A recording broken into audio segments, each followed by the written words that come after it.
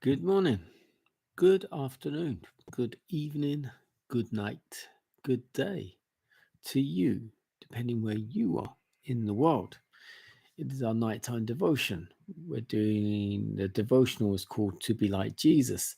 The title today, One Small Book Produced Big Results. The book of Matthew, chapter 13, verses 3 to 9. Behold, a sower went out to sow. And as he sowed, some seed fell by the wayside, but others fell on good ground and yielded a crop, some 100-fold, some 60, some 30. He who has ears to hear, let him hear.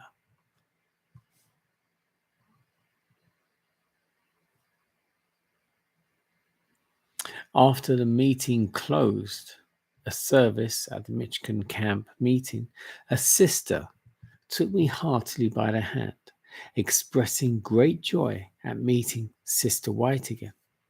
She inquired if I remembered calling at a log house in the woods 22 years ago. She gave us refreshments. I left them with a little book, Experience and Views. She stated that she had lent that little book to her neighbours as new families had settled around her until there was a very little left of it, and she expressed a great desire to obtain another copy of the book. Her neighbours were deeply interested in it and were delirious of seeing the writing. Sorry, not delirious, desirous of seeing the writing. She said that when I called upon her, I talked to her of Jesus and the beauties of heaven, and that the words were spoken with such fervor that she was charmed and had never forgotten them. Since that time, the Lord had sent ministers to preach the truth to them, and now there was quite a company observing the Sabbath. The influence of that little book, now worn out with perusing, had extended from one to another, performing its silent work until the soil was ready for the seeds of truth. I well remember the long journey we took 22 years ago in Michigan. We were on our way to hold a meeting in Virginia. We were 15 miles from our destination. Our driver had passed over the road repeatedly and was well acquainted with it, but was compelled to acknowledge that he had lost the way. We traveled 40 miles that day through the woods, over logs, fallen trees. There was scarcely a trace of road. We couldn't understand why we should be left to this singular wandering in the wilderness. We were never more pleased than when we came in sight of a single clearing on which there was a log cabin, where we found the sister I have mentioned.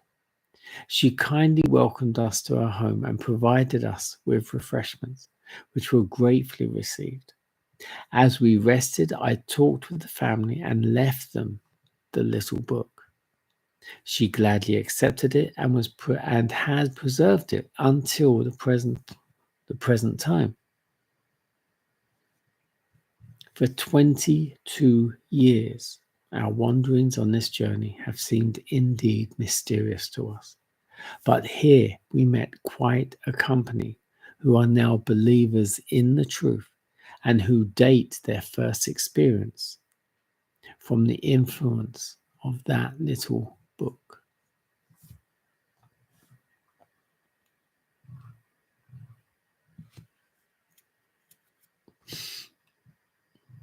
This is a good example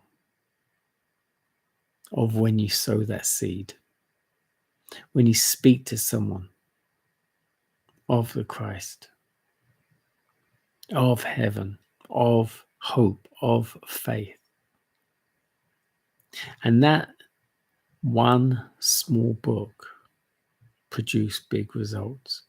It's a book, I'm assuming, Ellen White handwritten, experience and views. Something I'll have to look into. But she's written very many.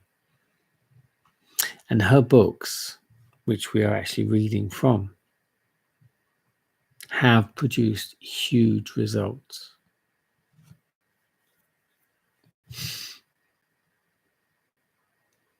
This can also point you to the Bible, because the Bible is and can be one small book. One small book. And the results of which that book have produced are astounding. That one book, the Bible being an anagram, basic information before leaving Earth, Bible.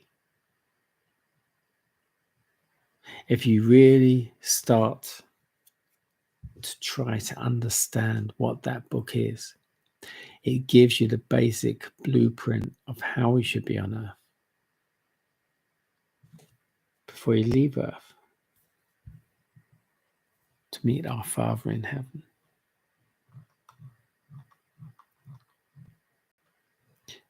Any book that will point your focus or someone's focus to our Creator